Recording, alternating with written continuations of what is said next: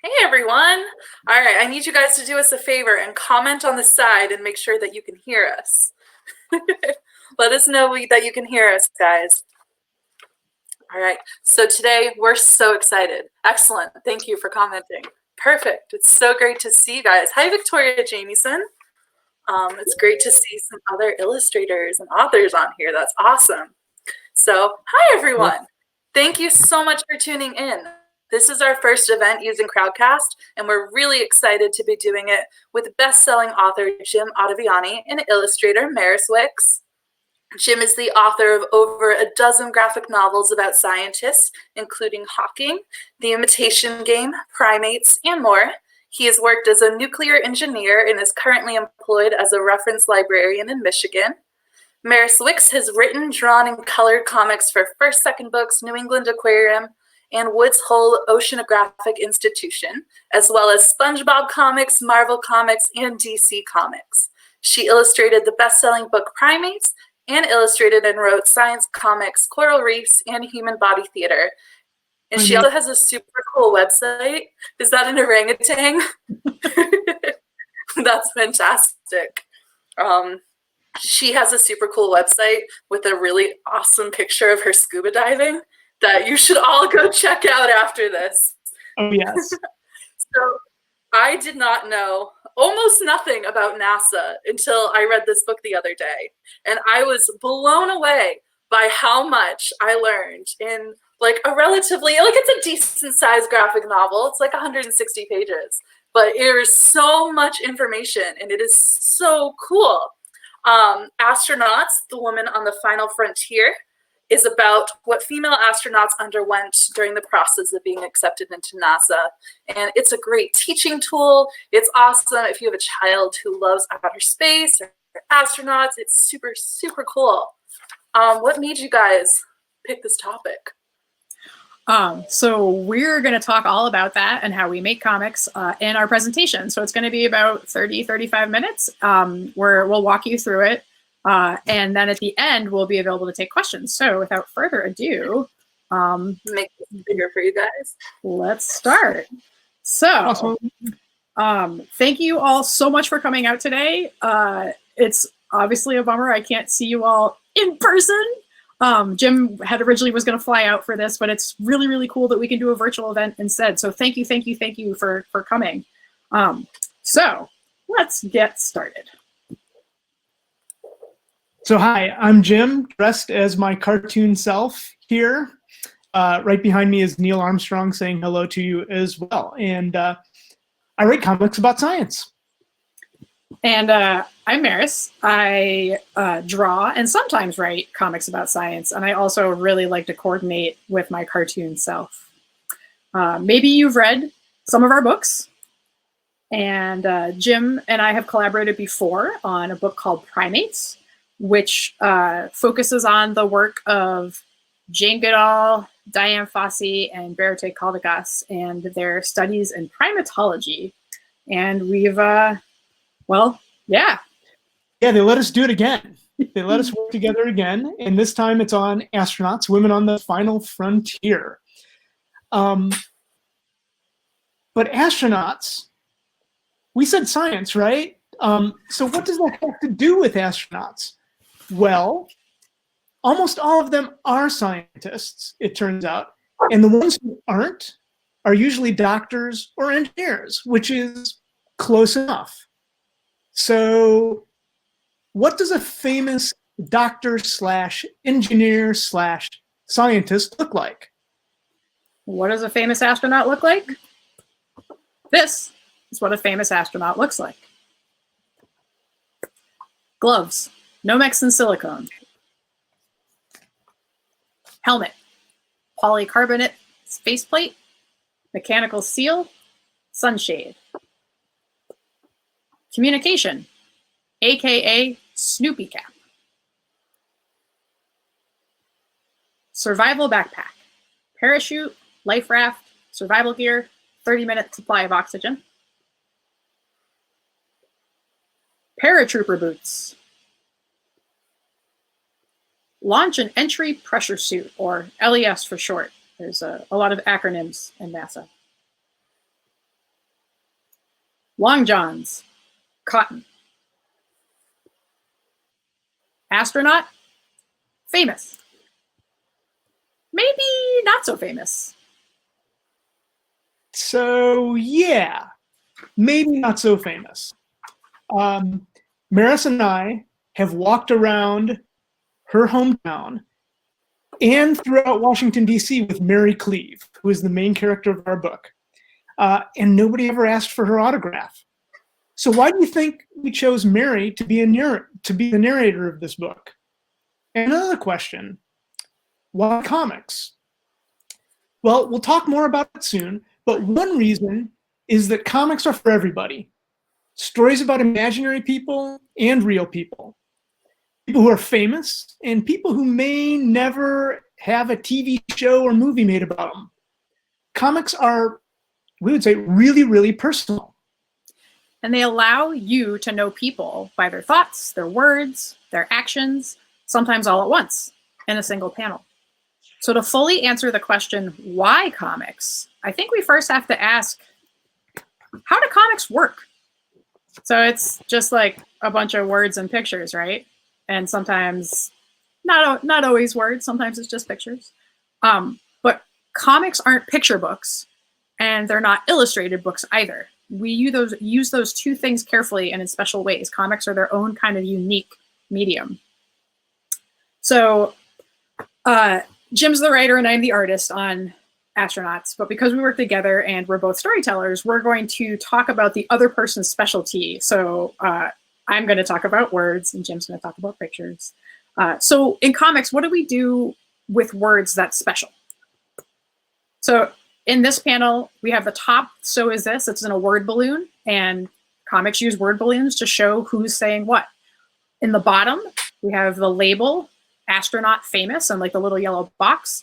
And that is, I mean, it's not physically floating there in the space with Mary. It's a part of the design that gives you more information. And we can mix uppercase and lowercase for dialogue and all caps for labels. A lot of it just, but there's no really strong rules. A lot of it just depends on the comic that you're making and what your preferences are.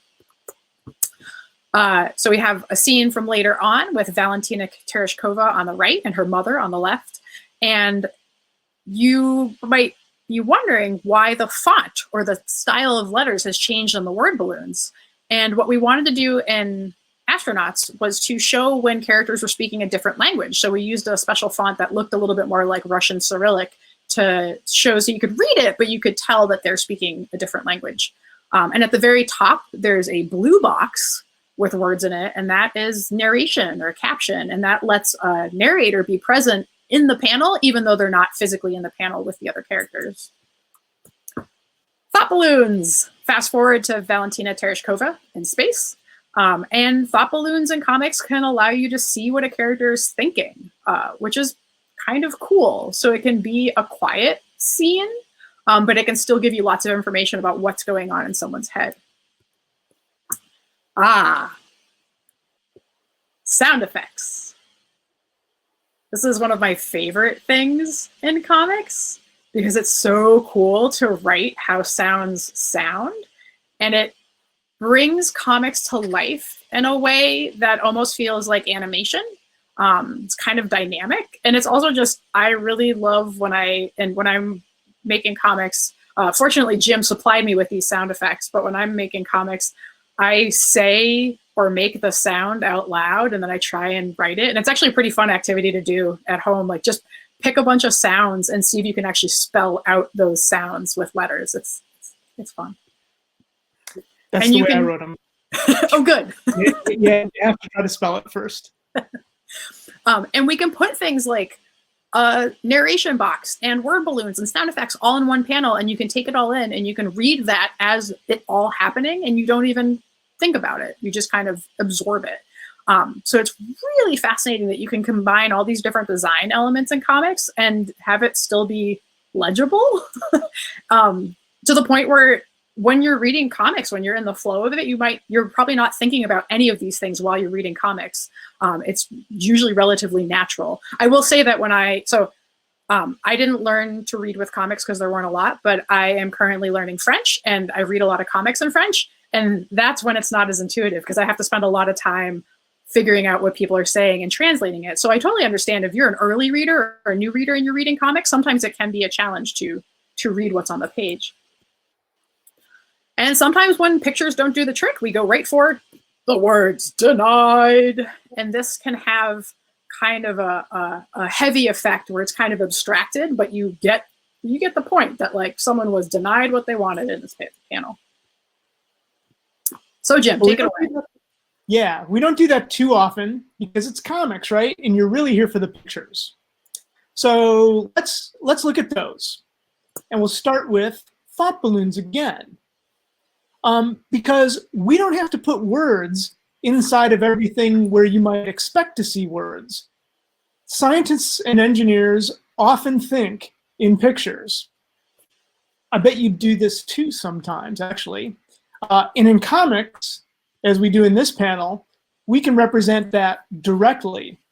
So in this scene, we reinforce it there on the bottom, but Mary was most interested in joining NASA, not so much to get to space, but to be able to fly a particular type of jet engine that wasn't available, to her as a commercial type pilot. We can do that not just in thought balloons, but we can do it elsewhere too. Here's another example, this time with speech. And I don't know about you, but sometimes when I'm trying to make sure somebody else is understanding something that I'm saying, I'll ask, so do you get the picture? Do you get the picture there? And well, in comics, we don't actually have to say it. We can have Mary, in this case, talking about some aerodynamic principles, showing the picture to the person that she's talking to. And we don't always need words at all. The pictures can tell the story themselves. Maybe I wrote some dialogue here for this sequence of panels. I can't remember anymore. But if I did, by the time Maris drew them, we got rid of it because the pictures Maris drew tell the story, a story of disappointment all by themselves. But sometimes we want the words there, and we want them not to necessarily reinforce the pictures, but to contradict them. A little secret, astronauts, especially when they're up in space, don't always tell the truth to the ground control sometimes. And here, Valentina Tereshkova is not telling ground control what's really going on with her. You can go the other way too, though, and use the words to drive home the picture by having picture after picture, and some words, and some pictures, and some words again, and some pictures. Again, whoop, wait, is she blindfolded there? Yeah, blindfolded, right? Picture after picture after picture, reinforcing the words, like when Mary is working out what she'll do in space with the Canadarm. Now, why hammer it home like this? Well, we wanted to use this sequence of images to make you feel, make you know how much astronauts practice everything that they're going to do in space, and they do it over and over and over again. Now, throughout all these examples, you've seen color do some storytelling work too, right? And that's another important tool we use with the images. Sometimes we use color to show emotion, like some of those red and orange panels, when the alarm was blaring, or in the background when the little girl was reading the disappointing letter. Colors help make you feel things that we want you to feel. And sometimes we use color to indicate a shift in time. For those younger folks out there, you've probably noticed that there was no color back when your parents were kids sometimes. All the pictures are in black and white, or the color looks really weird. So in this case, when we're looking back at the Mercury 13, we'll get to them. You'll know what we mean by them. We're looking back in time, so we show them only in black and white. And of course, we have one last tool in comics with the pictures, and that's exaggeration. The drawings in comics can be funny or serious, or they can be both. But either way, we can use them to bend reality a little bit while still representing it. But just to be clear, Astronauts is a true story. We'll talk about doing the research in a second, but Maris did not sit on a baby to make sure she drew these babies correctly. Am I right about that? I'm legally obliged to say that no actual babies were sat upon or twirled in the making of Astronauts. That is good enough for me. Thank you. Right, no baby problems. We're all set. And I will say that we bent reality a little bit more too, and there were no non-human primates on Mary's first shuttle mission, but spoiler, you might see a few more anyway when you read the book. We couldn't help ourselves. We could not help ourselves. And actually, when I was interviewing Mary and she talked about the feeling of what happens as you lift off in the space shuttle and what it felt like was sitting on your chest, it was like, oh, thank you. What a wonderful gift you have given me by telling me a thing that I can use immediately in comics. And it'll allow Maris to draw some things that she likes to draw. So anyway, those are your basic tools, words and pictures. And it's simple, right? The challenge is, of course, to use them well. So what does making a book look like? Well, this time we'll keep with our roles, and I'll start by talking about the writing. So the origin of Astronauts is in writing another book, actually. More than 10 years ago, I did a graphic novel about the space race of the 1960s, when the US and the Soviet Union were racing to get to the moon. Now, in the course of doing the research for that book, I came across the story of 13 women pilots, the ones you just saw, who took and passed those rigorous physical tests that they gave to all astronaut candidates. But I couldn't fit the story in, that particular story, into that first book. But I know a good story when I stumble over it, so I didn't throw it away. I just set it aside, knowing I would come back to it. And I did. But you can't have 13 main characters in a book. That's too many. And in fact, they're only the beginning of the story I wanted to tell. So when I came back to the idea, I needed to find a main character and decided that it should be somebody that wasn't famous. Now, that's not to say that Sally Ride's story isn't great. It is. And so is Valentina Tereshkova's. And they were the first two women from Russia and the United States who went to the moon. But I think it's even more fun to learn about someone new and make the famous people the supporting characters. Because actually, I don't know about you, but that's the way real life is for me. I don't know very many famous people. I just know a lot of people. The famous people are like way off in the distance. So the challenge was to find a non-famous famous person that we would do a story about. Now, the great thing about NASA is they document everything. So I was able to spend weeks reading oral history interviews of women astronauts, looking for someone who both saw history and took part in it. And hey, if they sounded like a cool person and fun to hang out with, that's a bonus. And in fact, that's Mary Cleave. She's been to space. She's been the boss of NASA's Science Directorate, deciding which robots go to space. And she has a terrific sense of humor. And she's also kind of a little humble, right? Maris and I found that out when we were going to go visit her. She couldn't figure out why we were a little bit weirded out when an astronaut volunteers to come and pick you up at the airport. That's nobody's favorite thing to do, right? Go to the airport. And she's like, we're just regular people. And Maris and I are not so much regular people, I don't think. But thank you anyway. We found our own way to her house. So long story short, we did more research, found a way to get in touch with this not really famous person, and we talked and we hung out. And we even went to a pub where George Washington and Ben Franklin talked and hung out and had beers. And then we got back to work.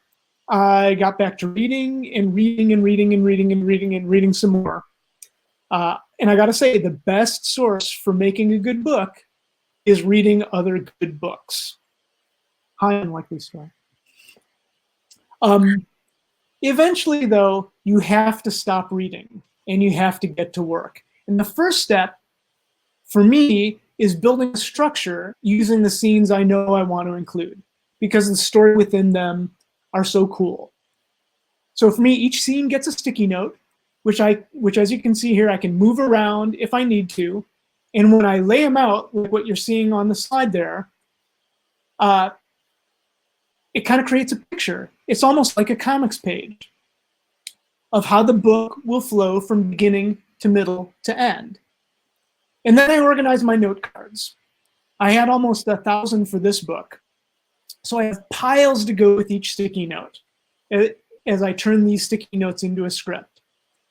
I'm still working alone right now, mostly, since I usually don't find an assistant very helpful at this stage. Sometimes I don't have a choice when it comes to the assistant, though. So she helps out. And then I write. Some days that starts with a conversation with no images attached. Sometimes it starts with me seeing an image in my head and we're building a scene out from there. But every book always starts with that sequence of images, because that's what comics is all about. Sequences of images telling stories. And then I enter the picture. Pun intended, because I draw pictures. And this is pretty much what I get. By the time Jim has done all of that development and work and writing, he has a script for the whole book. And that script has been signed off by our editor. Casey Gonzalez from First Second Books was our editor for Astronauts.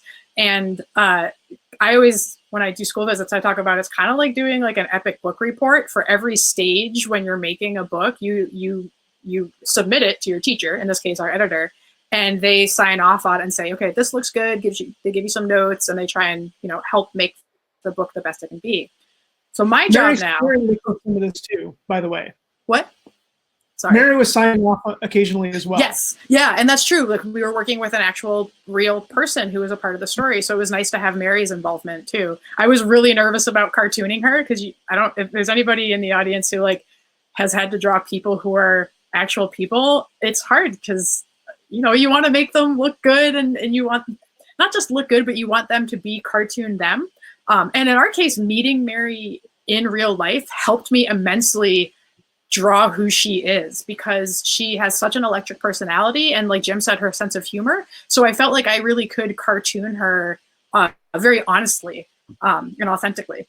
So at this point, I do a lot of what Jim did in the beginning. I read. In this case, I read the script over and over and over again. I might do a couple little doodles, but then I also read things that might help. Jim has put in tons of source notes for places that he got information from. So I read through NASA's oral history.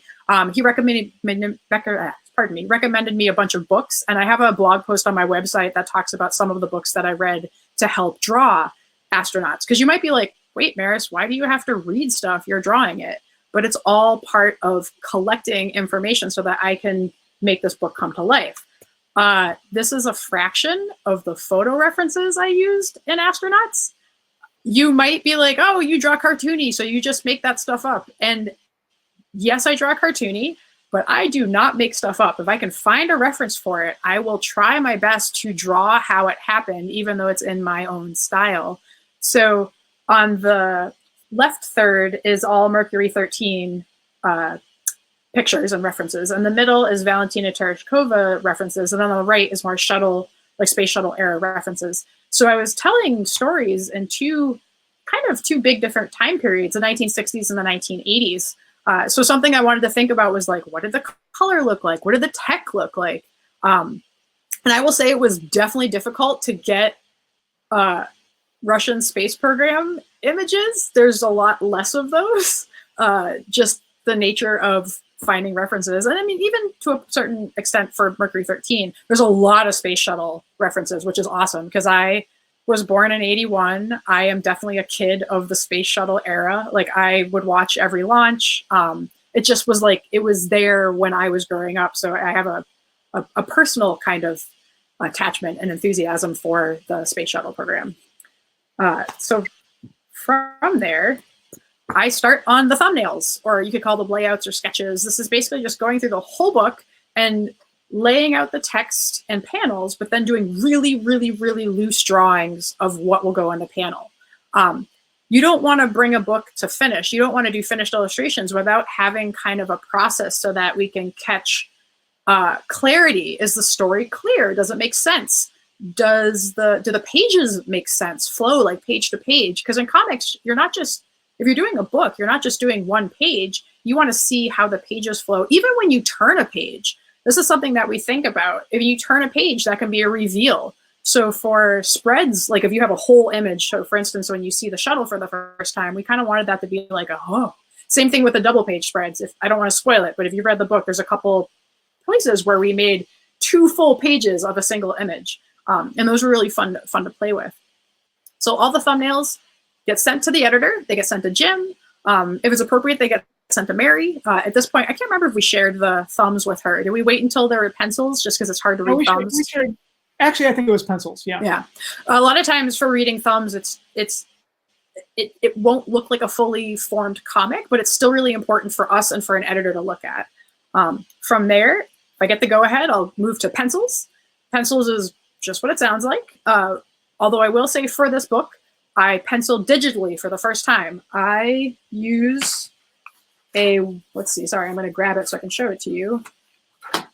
I use a Wacom tablet right now. I think it's actually like the student grade Wacom tablet. I think it's about $100. And it comes with a stylus, which I misplaced. I mean, it's somewhere. But I did penciled digitally. This book was so reference heavy that I thought it was just a lot easier for me to look at the pictures side by side as opposed to printing out the pictures or keeping them on my computer. And this is just trying to streamline it for myself. And as I'm telling you how I work, keep in mind that there are no right or wrong ways to make comics. This is just the way that I personally do it. Everybody's process is different. So if you hear another artist or writer or comics maker talk about their process, if it's different from mine, that's just that we all make comics in different ways. So once the pencils get approved, I go to inks, and I don't ink digitally. I print out my pencils in light blue on Bristol paper, and then I ink with Uniball Vision micro pens. They're just like plain mechanical pens.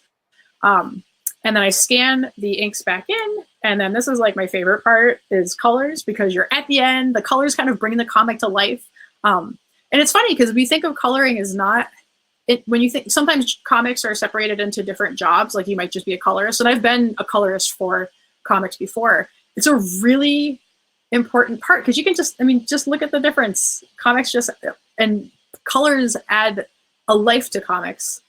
For me, I've also done black and white comics, and a lot of it has to do with intent. Like you make the comic look the way you want it to look because that's the way you want to tell the story. But for astronauts and for primates, colors were a huge part of the story. And I feel like they help get across emotion, like Jim said earlier, we change the color of the scene. So there's a lot that we can do with colors to help make the story more clear and read to the audience. And so yeah, that's what the finished page looks like in the book. But remember, it started like that. And I think the mic's over you, Jim, I think. Yeah, so once Maris has drawn a page, does it matter a lot what I wrote? I'll tell you the answer. It's no. But I think it's yes, but we disagree a little bit about this. Let me clarify what I mean here. We, and that includes our editor, now read the comic as a comic. And if the story is clear, then it doesn't matter a ton what I asked for. It's good. So you're seeing a lot of words on this script page, but in the end, what you're going to see as a reader is what's left. All that other stuff is instruction manual stuff. So, yeah, go. So that's why I always argue with Jim about that stuff's not important. The instruction manual stuff is incredibly important, but readers won't ever see that unless we share the script. So it's more for the collaborative part of comics, which comics is very collaborative. But there's a whole bunch of invisible work that you'll never see in the finished product because it's how the comic gets made. Right. Fair enough. That said, I'm going to argue back a little bit. If we find a problem at the pencil stage, usually it's much easier to fix by fixing the words than it is fixing the drawings, because drawing a whole page all over again is going to take Maris many hours. Usually writing a fix into the dialogue where I've made where it doesn't quite fit, or where there's too many words now, or it's not getting across the mood, that's much quicker to do. So that's why I say once it's drawn, the pictures are now driving the story more than, say, those instructions did. Yeah. Because it's easier to change or rearrange a few words than it is to change or rearrange panels on a page. And I think talking about all this stuff is important because we, and when I say we, I just mean like collectively, culture-wise, we don't talk about the process involved to make a book, a comic, an animated show, a movie. There's not a lot of information out there about how this stuff gets made. And Jim and I both talked about how we think it's really important to show not just our process, but also talk about the process in general. And that we're doing this together. It's a collaboration. And it's not just the two of us. There's an editor. There's working with, in Jim's case, not just Mary, but Jim had interviews with lots of other people in the space program on the phone for collecting the information. So it's this, it's a lot of stuff that you're not seeing in the book. So it's really fun to be able to share this part because for me, when I have seen other artists and writers talk about their process, it gives me an even greater appreciation for the thing they made. So, and we're going to talk a little bit about the challenges. We talked about how we check in with an editor every stage. And like what Jim said, catching problems or parts where things aren't clear early is really helpful because it's an efficient way to make comics.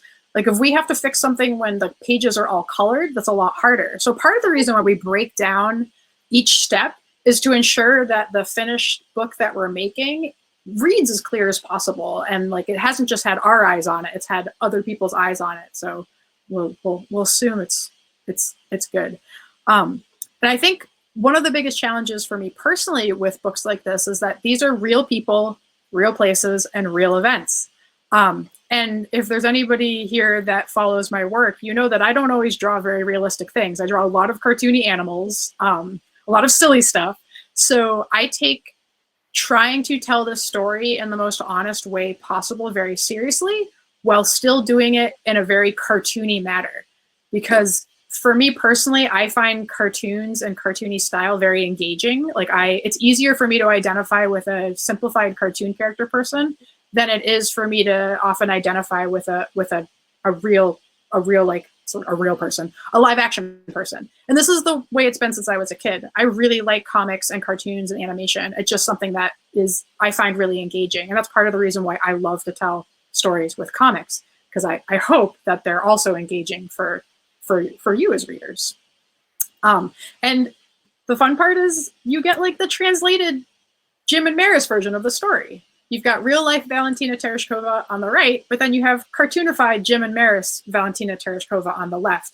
They're both the same person, but we're giving you kind of our version of the history that exists.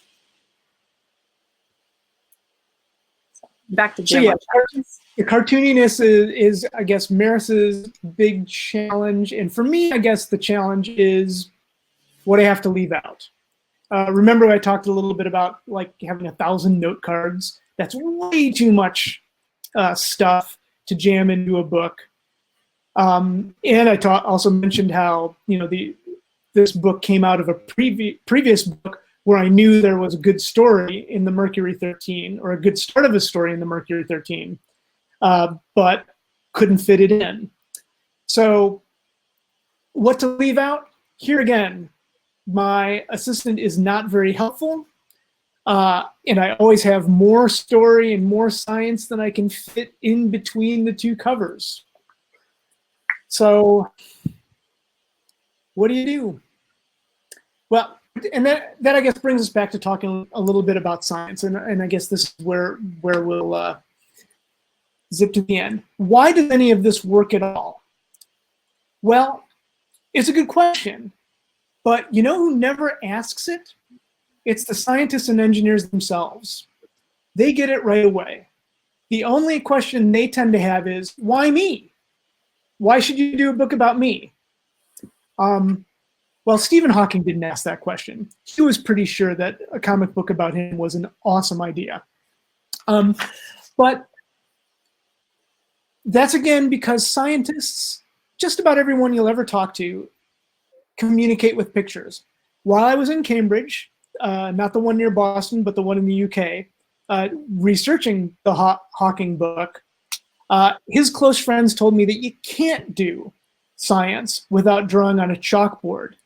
They even said whiteboards are no good. You have to use a blackboard and chalk. Now, Maris just talked a little bit about tools, and I think she's right, and these brilliant astrophysicists are kind of wrong. The tool shouldn't matter nearly that much. So maybe that's a little extreme, but you get the picture, right? Science and comics are a natural fit because so much of science is visual. And so much of science is about wonder.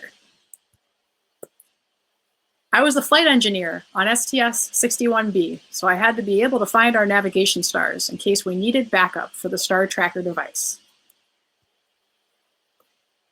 So you gotta adapt your eyes to the dark. You have a bag that you put around the window, and then you look out and you find your nav stars, you know, before you really need them.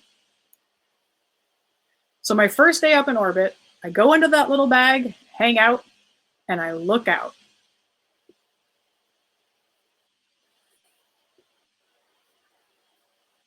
And I mean, you have never seen the stars. Even if you've been out in a dark sky, you've never seen the stars without an atmosphere in the way, messing with your view. I mean, air is not overrated, but it's breathtaking. And then I think, oh, sugar, I'm never going to find the nav stars. I'm used to seeing just a constellation or two, and now, okay, this is what we do before a nav computer failure. Deep breath.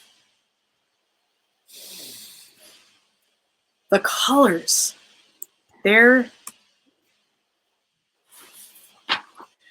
we use comics to tell these stories because comics make science and history accessible.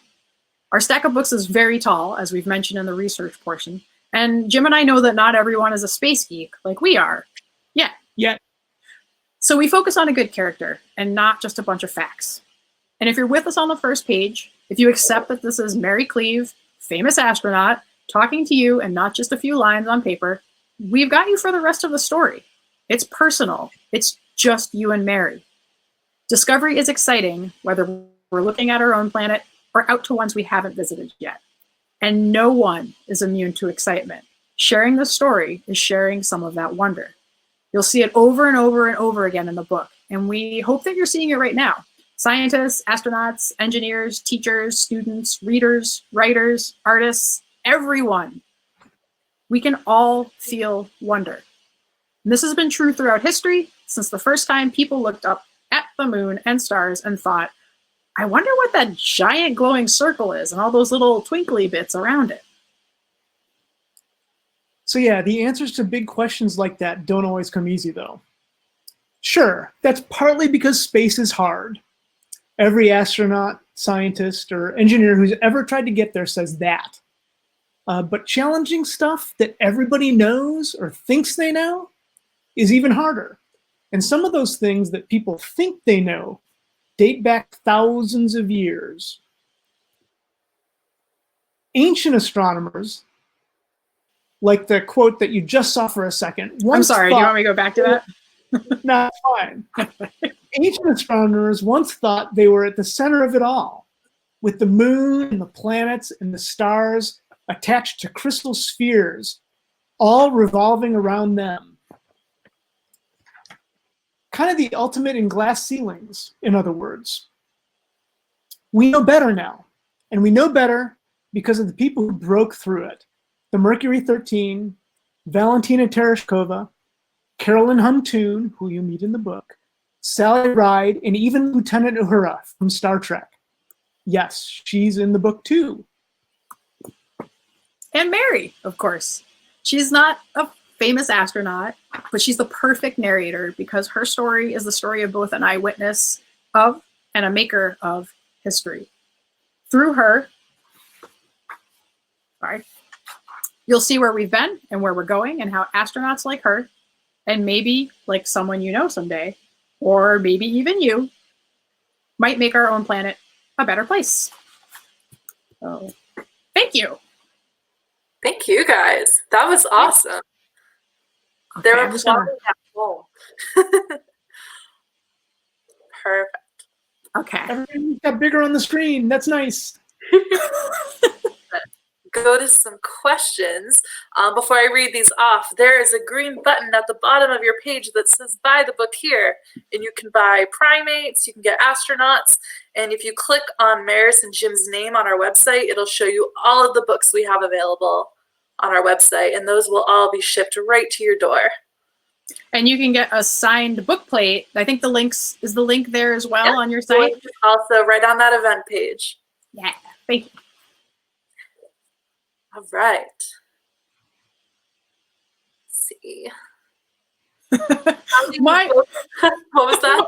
That's my mom. Hi, Mom.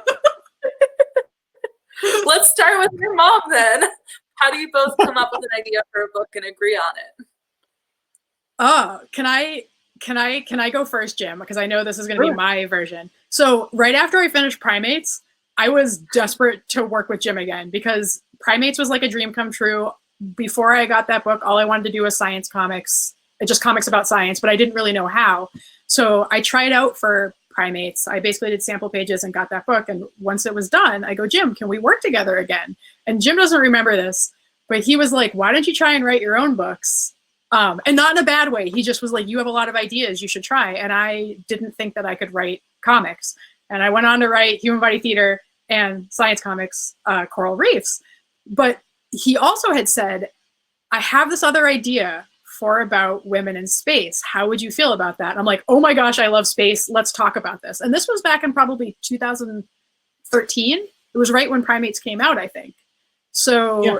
That's my version of it. So I was like waiting. I'm like, anytime Astronauts happens, like, and he would send me process stuff for the book because originally we had different characters we were focusing on. And sorry, I should say you had different characters because we didn't collaborate on the writing part per se, other than just every once in a while nerding out about space. So I'll let you. So how I came about, I've been a space nerd forever and ever, I guess. So Mara said she was a shuttle era person. I was allowed to stay up way past my bedtime to watch this happen in 1969. So I was not real old, but I was also old enough to watch on TV and have that weird experience of, this is important enough that my parents are getting me out of bed to watch television, which is strange. And also, it seems really amazing because I think that's real and not just like a TV show where they made it up. So I've been a space kid for a long time.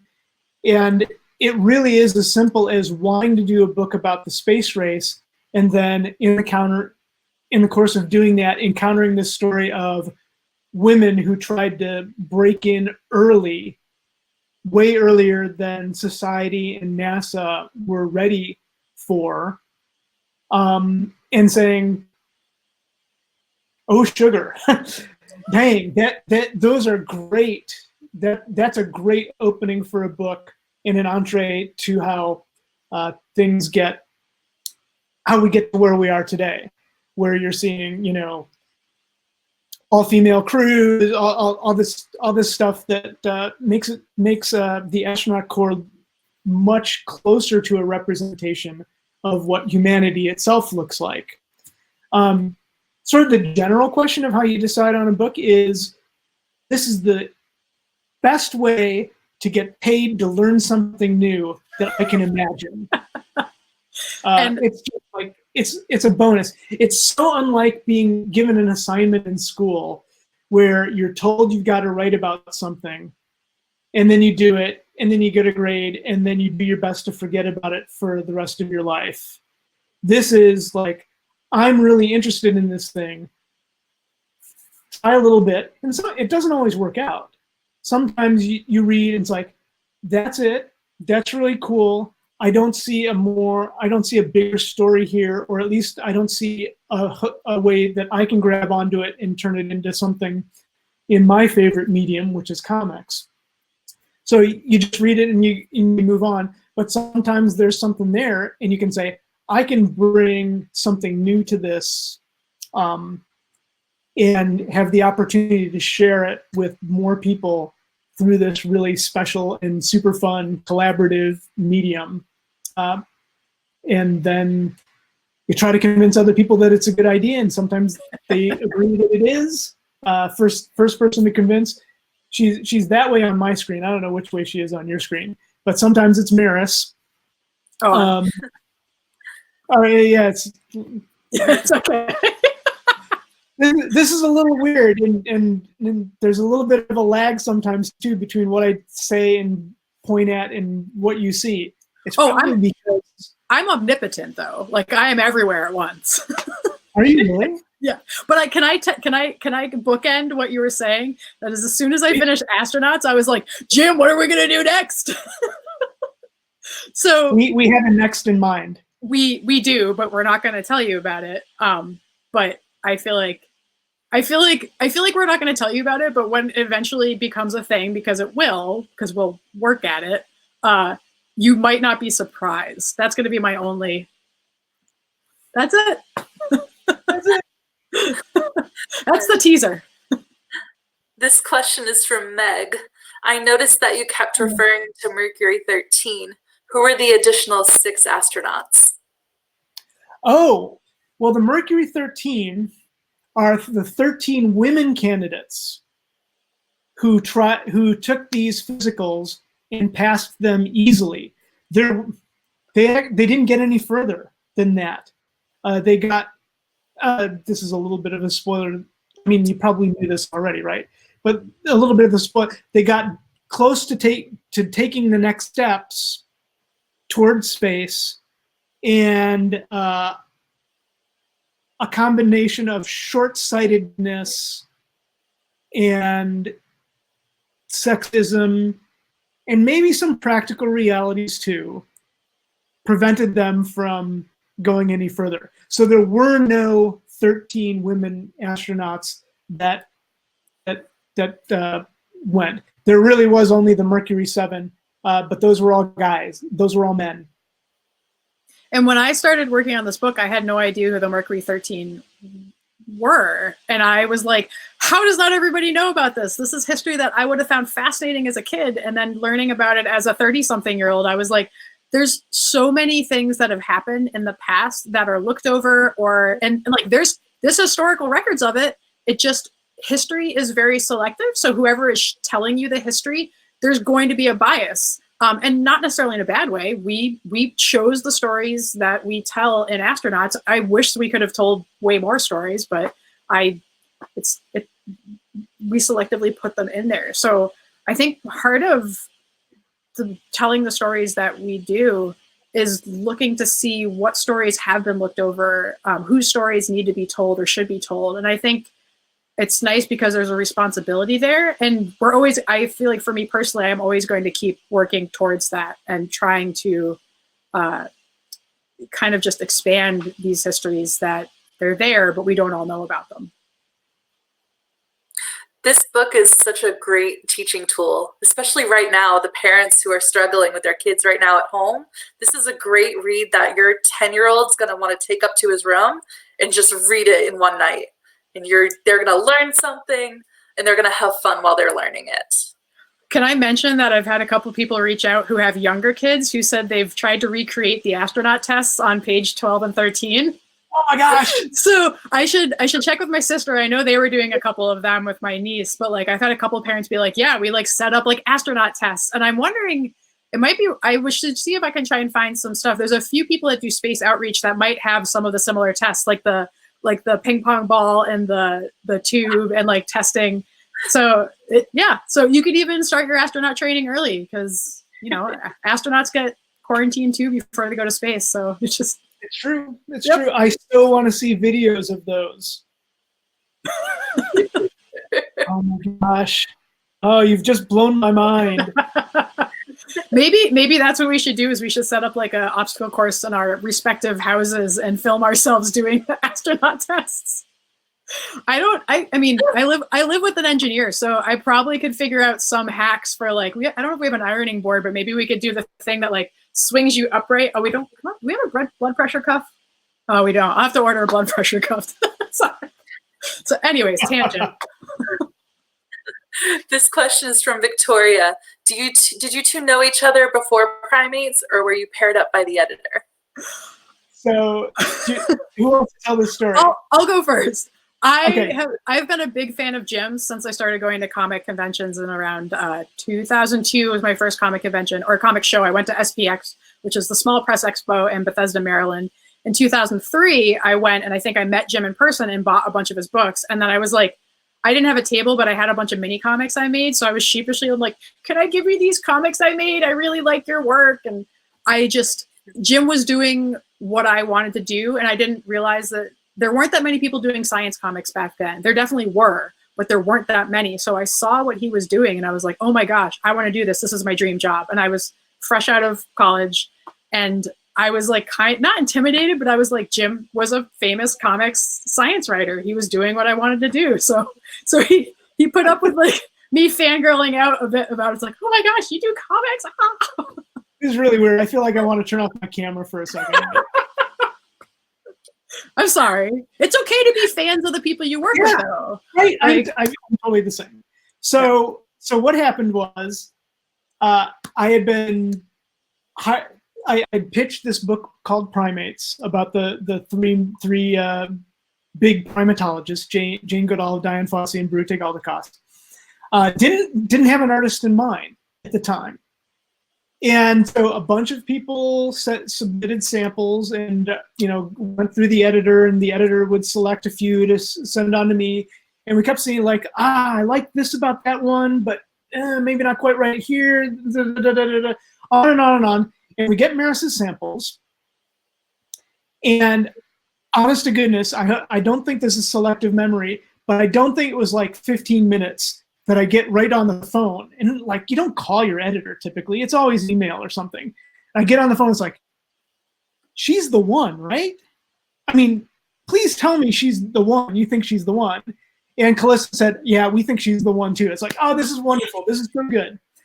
And as coincidence would have it, we were both going to be at a comics convention 3 days from then. And tabling next to each other. We didn't know this yet, though. We didn't I know. But so we're going to be at the same show. And so we scrambled to get this together and to like coordinate so that she had like a commitment from us.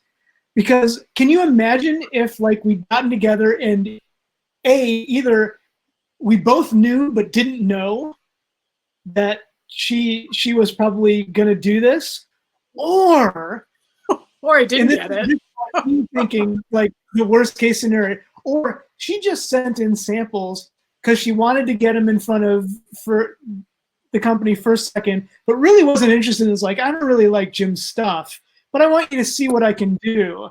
And then we're right next to each other for 3 straight days, 12-hour days. And that would have been like the most uncomfortable situation in the universe. Like, oh, hi. Oh, So hi. maybe we're working together. I was worried going to that show. Like, I think I found out Thursday night before I flew it was Heroes Con in North Carolina in Charlotte. And I was super stoked because then after the con ended, we had breakfast and you gave me like a packet of photo references. And I was so excited to start it. Because for those of you who maybe know the picture book realm, it's not that often that artists and writers talk to each other. But in comics, for the most part, it's kind of the norm. It's super collaborative. So like, and for me, I worked in informal education for 15 years before doing comics full time. And it's really important for me to be able to like get excited about an idea with other people. So for like us to nerd out for a couple hours was like such a good way to kickstart the project. Cause it's really hard to make comics is already super isolating. I spend a lot of time by myself in my studio making art. It's really nice to be able to connect with people and either feed that enthusiasm or share that enthusiasm. So whenever Jim and I get to talk about work, it's like, and we only get to see each other like once a year. And that's probably not going to happen this year. I'm sorry, Jim. Maybe we'll see. We'll see what happens in the fall, but it's, you know, it's super fun to be able to get to like, be like, oh my gosh, we're so excited about this book. So that's part of the reason why I'm so happy we could do this today. We actually do a fair amount of FaceTiming though. I'm shocked that my assistant has not shown up because every time I talk to Maris, the internet demands Pepper. We saw, what's the orange kitty, Cassie? What's your kitty? Oh, that's Bucky. He so desperately wants to be a part of this event. Bucky, come on down. We got room. Yeah. Yes! Hi, Bucky. Hi, Bucky. Sorry, I got him a bow tie. So that when we have our management Zoom meetings, that he can have a bow tie during those. Good. Brings me much joy. We do not have any pets, so it's really nice to see other people's kitties and doggies and iguanas, whatever you got. I don't care. Snakes, just, you know. All right. This question is from Kate. What author and illustrators have inspired you? Jim, do you want to go first? Oh gosh, I should always be better prepared for this because people ask it. Fortunately, I'm sitting here in my office / studio, so I can see some authors. Let's go with some who haven't totally inspired me, but who I admire right now as science writers because maybe they're more current. I'm a big fan of Mary Roach. You stole mine. I'm just kidding. Go ahead. Who writes terrific and often very, very funny books about science and scientists. Ed Yong is a terrific science journalist. I read just a ton of science fiction when I was a kid and still do actually. So some of the old school folks like Heinlein, Bradbury, Clark, Le Guin, Atwood. She doesn't think she's a science fiction writer. I think she's goofy about her definition of science fiction because she totally writes science fiction. Oh man, comics. Neil Gaiman, Alan Moore, Darwin Cook, everybody I've ever worked with. I've gotten to work with some of my heroes. So, you know, Colleen Duran, Carlos Speed McNeil. There's this person named Maris Wicks. It just goes on and on forever. I'm sorry. I'm really, that's a really unfocused answer. I should like come up with a reading list.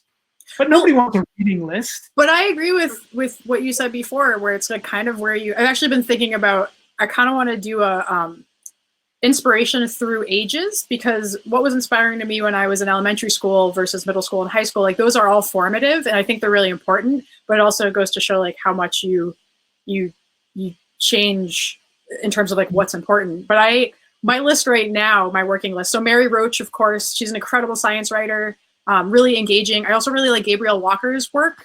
She did a book about Antarctica, which is fantastic.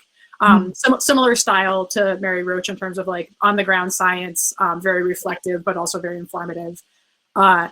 for comics, I love Lucy Bellwood stuff, and I love Lucy Oh, Knisley yeah. stuff, and Yes. Sarah Glidden. So the book I'm working on now, which is about life and science in Antarctica, I have like my post-its that are like, when you're feeling lost, look to these people's work. So like Lucy Bellwood, Lucy Knisley, and Sarah Glidden are all people that when I'm feeling lost, I open their books and be like, it's not just to read, but I think about how the process, like how their craft is. And those are kind of beacons when I feel a little floundery. But growing up, Marie Sendak, Edward Gorey, David McCulley. I love the way things work in high school. That book was like my Bible. I could pour over that book over and over again. And I was a kid that was an eyewitness books kid. I love reference books as a kid. I was the kid that read nonfiction. They're like, oh, kids don't read this. I'm like, give me all the eyewitness books. Nonfiction was a lot easier for me to engage with than stories. Although I will say one of my favorite, and they're chapter books, but I love them. Ursula K. Le Guin's Cat Wings, which is the book about the books that with the cats with wings. Oh my gosh, I love them so much. Anyways, inspiration comes kind of from all over, and all the books that I just talked about are all on my shelves, and I still seek them out. So even the books that I loved when I was a kid, I still read them. I also say like probably the biggest formative piece of media ever for me as a creator was Sesame Street.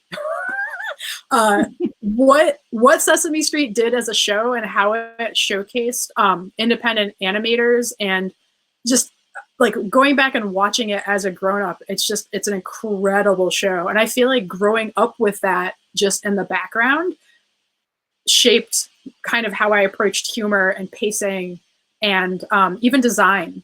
So it's weird to like be a 38-year-old person and be like, Sesame Street was formative, but it's true. Like it's Jim Henson in general, just anything the Henson Studio created. So it's, yeah.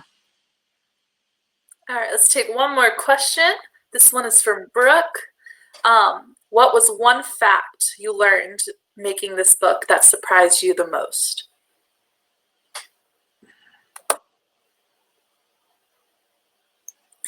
Huh. I'm trying to think if it's a sciencey fact or if it's like a process fact. Do you have one, Jim? Yeah, I do. Dare I say it though? It's sort of in your world because it's about using the toilet in space. You didn't steal mine, so you can talk about space pooping. Okay. If there are people who don't want to know about using a toilet in space, this is where we say thank you so much for joining us. Everybody wants to know about space toilets. Everyone. Add a likely story in real life someday. And now that you're all gone, it's very difficult to use a toilet in space, and it requires training. And I would have never guessed that the practice toilet that they use on the ground has places where, like, if anybody's ever been on stage, there'll be little pieces of tape and things where the actors need to hit their marks. It's what's called hitting their marks, so that you're in the right place relative to other people. Well, you create marks in the toilet space so that you are exactly in the right place. And the training thing, sorry, this is gross, but I'm going to keep saying it. I can't keep stop. going. This is like my favorite The training toilet has a camera at the bottom so that you can help see whether you're aiming correctly. Yeah. And we'll leave it to the imagination of what needs to be aimed at what. It's important. You do not want poops floating around on the space shuttle or the ISS. Like, you have to take every possible measure to avoid poops getting loose. So like, I know you're saying it sounds gross, but like, you need to figure out the best way to poop in space, and people need to know. and the reason this is specific to this book is Mary gets hired on in the astronaut corps. She's already a civil engineer, and her first job, again, a little bit of a spoiler in the book, is we're having problems with the toilets. Figure it out, Cleve. And she does. So that part of me was a little sad that we couldn't do more space toilet stuff, because I was like, I could have done a whole book about a space toilet. You could do a whole book about space but like, toilets. maybe we That could. is not our next book together, by the way. But so this is the part that was super fun. I got to watch just like YouTube video after YouTube video of like how to poop in space, because there's actually really good. Mike Massimo does the one, and it's so good. There's actually really good tutorials because so this is like the intersection of space and Antarctica, right? People just want to know how you live there. How do you poop? How do you clean yourself? How do you eat? Because those are like at the end of the day, like those are the hardest problems to work out for life support systems. And also they're such human problems, like, or human, not even problems, but like human situations. And if you can't figure those out, you're in trouble. So my favorite Like part, less than 24 hours, you were in trouble. yeah. So my favorite part is I really love the whole eating in space thing. And part of this was in, I think it came out in 2000 or 2001. There was an IMAX Space Station 3D, and it was awesome. I went with my friends. I was like, I think 18 years old. I think we were the oldest people there. It was mostly parents with kids. Like, not the oldest people there, but we were the only like teens there because we were just huge space nerds. And I remember I was just fascinated because it hadn't dawned on me that A, we got all the stuff up there to build a space station, and B, you're living in microgravity. And it's just like, it's so foreign to how we operate on Earth. So my favorite part in Astronauts is actually learning about why we use tortillas. And it's going to sound really silly, but it's such a beautiful example of international cooperation. And it's like, I don't know, it's like a great defense of being like, you need different thinkers from all over. If we're tackling a problem that is international, that is global, you need someone to solve a problem. And it seems like such an easy problem to fix, but it wasn't. It was like you had the first astronaut from Mexico being like, so tortillas would actually not have crumbs. And then NASA's like, what? And so yeah, to back up, you didn't give enough context. Sorry. I can. Do you want me to back up? In space, you don't want breadcrumbs floating around. But NASA kept bringing up sandwiches and bread, and even the best bread, the moistest bread, ends up with breadcrumbs. And so now you. And so STS-61B, Mary's first flight, also was the flight of the first Mexican astronaut, Rodolfo Neri. And he had specifically said, can I please have tortillas for my meals? So there's the scene, and I don't want to spoil the scene in the book because it's awesome, but it becomes a metaphor for, that was not necessarily a small problem, because crumbs can become a big problem. They're a small problem that can become big, but it just makes sense to have people from different backgrounds tackling problem solving, because I mean, and I've talked with NASA folks about this before, hive mind is a real problem. If you have say you just have all engineers tackling the same problem, you're going to get a feedback system that you need creative thinkers, you need people with different experiences to be like, hey, what if we did it this way? And I think it's a testament to how international and how globally cooperative the space program has become. And I think that part to me for the book feels really good, like that. And it's never perfect, but it's not going to be perfect, but it feels hopeful in a way that's like, and also to see how far we've come from the 1960s, and that contrast in the book to follow just those, I have to do math now, 50 years, 60 years, 70 years, 60 years. Thank you. I need to do it on paper. I'm a visual thinker. It's hard to do it in my head. She's an illustrator. Yeah, I can't help it.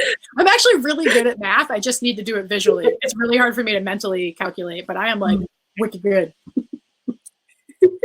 All right. Thank you guys so much. This is so much fun. Oh, thank you. It was a pleasure. And thank you to everybody who came and asked questions. Thanks, Mom. Thanks, everybody. We have no idea who you are, what you're doing, whether you stayed, but I hope some of you did.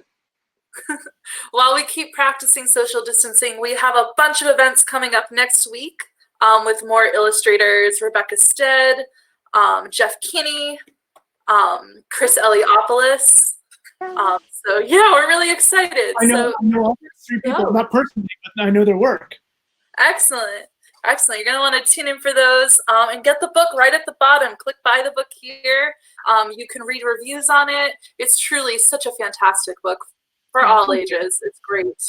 Thank you guys so much. Thank you. Thanks, everybody. Have a good day. This was lovely. Everybody have a good day. Yes.